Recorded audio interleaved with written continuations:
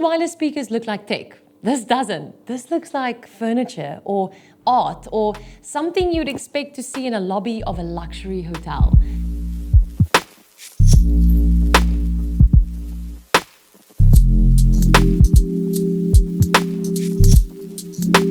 Hi, I'm Julie and welcome back to E-piphany, where we explore high-end audiovisual technology and how it fits into the modern home. And this one is interesting because yes, technically it is a wireless speaker, but it feels a lot more than that. And later, I'm going to explain why this feels very different to something like a Sonos speaker and why I think Marantz is going after a completely different kind of customer. Before we even talk about the speaker, you need to understand Marantz because this isn't a brand that started with lifestyle products. Marantz was founded in 1953 by Saul Marantz in New York, and the story goes that he was frustrated with home audio equipment available at the time. So he decided to build something better. The first product was called the Audio Consulate, and apparently Saul built the first 100 units at his kitchen table. That eventually became the Marantz Audio Company. And over time, Marantz built a reputation around one idea: the most musical sound. And I think that's such an important phrase with this brand because Marantz has never just been about measurements and specs. It's about warmth, emotion, texture, and making music feel more human. They've also built some incredibly iconic products over the years. Things like the Model 1, the Model 7, the Model 9.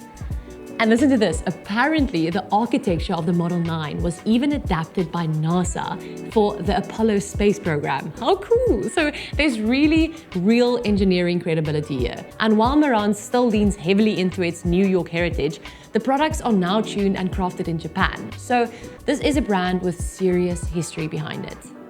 So the Horizon is Marantz's reference wireless speaker. And the easiest way to think about it is as a luxury wireless speaker with proper hi-fi DNA.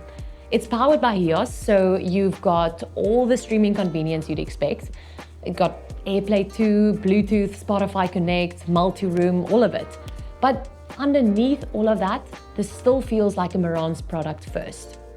And honestly, the design is what makes this thing special because most speakers are designed to disappear in a room. This is designed to be seen. It's very, very clear. Even if you knew nothing about audio, you would still walk into a room and say, hey, what is this thing? The circular design is inspired by the classic Marantz porthole. You have got the Marantz star built into it, the Marantz pattern, the gold ring around the outside, and then there's the fabric. Marantz calls it Radiance 360 Eco-Fiber, and it's not just there to look nice, it's designed to let the sound pass through properly while still looking seamless. Apparently, it's also made using recycled ocean plastic, so that's very cool. And then you can also opt for a marble base underneath if you want to place it on a table. And I think that is the part that really changes the whole feeling of the speaker, because the second you touch it, it doesn't feel like consumer tech anymore. It feels like luxury, but it still feels very Marantz. And that's what I think they get right every time. What I like about the speaker is it feels warmer, a little less futuristic, and a little more timeless. But if this was only about design, it would just be an expensive object sitting in the room. This is where it gets interesting. There's a lot more going on inside the speaker than people probably realize. The Horizon uses Marantz Rise amplification, Mirage DSP, Aura Control, and HEOS built in. Now, that sounds like a lot of fancy names, but what it really means is that Marantz has put real effort into making the sound much bigger than you'd expect. You've got 310 watts of FDC rated power, 745 watts peak, and over 1,100 watts of raw peak amplifier power, which is serious for a wireless speaker. And then the driver setup is also much more advanced than what you normally find in this category. You've got one 6.5-inch bass driver, three 2-inch wideband drivers, two 1-inch high-frequency driver. So this is not just one driver trying to do everything. This is proper acoustic engineering. And I think that's important because a lot of lifestyle speakers focus on design first and sound second. This feels like Marantz tried to do both, and I think they succeeded. And then there's the sound. And the sound is exactly what you would expect from Marantz. Warm, rich, smooth. This is not a speaker that punches you in the face with bass in the first 5 seconds. It is not trying to sound exaggerated. It's not trying to sound fun in that over-the-top way that some wireless speakers do. Instead, it sounds balanced. Vocals sound natural. Instruments have space around them. There's detail in them. There's bass there, but nothing feels forced. And the longer you listen to it, the more you start appreciating it, because it is not trying to impress you with one thing. It is trying to do everything well. And I think that is what Marantz means when they talk about the most musical sound.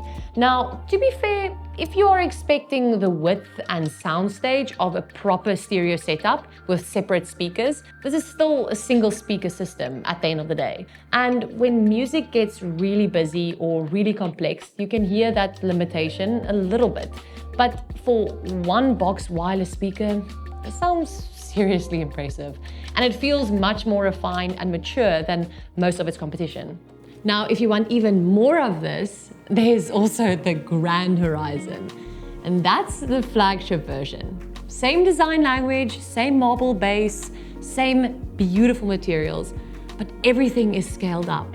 Bigger bass driver, more drivers, more amplifier power, and much more room-filling sound. So if the Horizon feels like the luxury wireless speaker for a living room, the Grand Horizon feels like the version for someone with a really large open plan home who wants this concept just on a much bigger scale.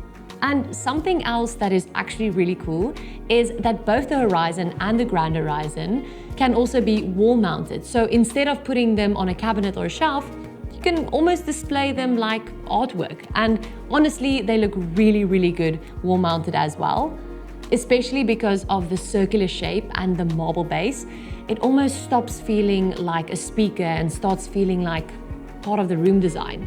And then with both the Horizon and the Grand Horizon, you can also run 2 of them as a stereo pair, which is probably the setup I would go for, because then you keep the beautiful design, but you get a much wider soundstage and a more immersive experience. And visually, I think this is where they look especially good too. I think especially because both the Horizon and the Grand Horizon come in 3 colors. It's champagne, moonray, and midnight sky. So depending on your home, you can go for something brighter or darker or a little bit more classic.